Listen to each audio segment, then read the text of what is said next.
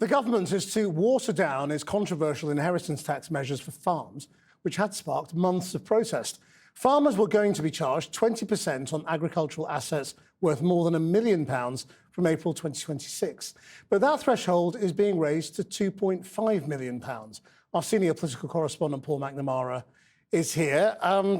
Massive U-turn? Oh, no, Chris. No. This is not a screeching U-turn. This is merely a refinement of policy, the government says. But it's a refinement that's going to cost them about 130 million quid a year. And it's a refinement that has come about after lots of pressure from Labour MPs, the farming unions, and very visible and multiple protests by farmers descending on Westminster in their tractors, sometimes driving hundreds of miles, to let the government know just how much they despise this policy. The size of what's been announced today is significant. So the threshold has risen from £1 million to 2.5 million. What that actually means is a couple can pass on an estate worth up to £5 million without being liable for any inheritance tax.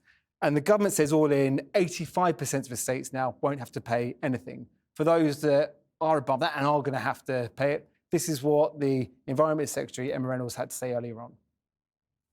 Those farming estates and others who are paying inheritance tax will be subject to a lower liability, but it's right that we continue to make the tax system fairer, and the largest and the wealthiest estates pay their fair share in inheritance tax.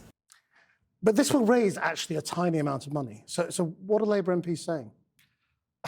Well, they're saying very similar to the farming unions. The farming unions have come out today and said, OK, look, we like this, but ultimately they're unhappy because you're toying about with a 100% tax relief that's been in place since the 1980s. Labour MPs, good few have been in contact with today, saying, why have we been marched up the hill to ultimately climb down right at the end between pensioners and winter fuel payments and the billions of pounds that was meant to be struck off from the welfare reform bill? Lots of MPs are saying today they spent 2025 being marched up a hill, ultimately for the government to cave in at the 11th hour.